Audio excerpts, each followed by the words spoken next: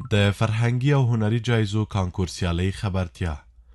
د اطلاعات او فرهنګ وزارت په پام کې لري چې د فرهنګي او هنري جایزو کانکور سیالۍ په لاندې برخو کې جوړه کړي: د فرهنګ برخه، ادبي برخه، د رادیو ټلویزیون برخه، د فلم برخه، د تیاتر برخه، د ښکلو هنرونو برخه او د ژورنالیزم برخه.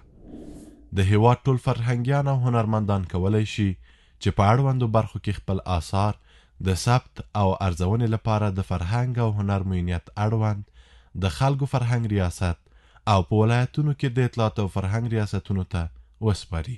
د آثارو د نمایندېدو شرایط: د تابعیت تذکرې کاپي او 2 قطعي عکسونه، په سیالۍ کې د ګډون فورم ډکول، د خپل اثر سپارل.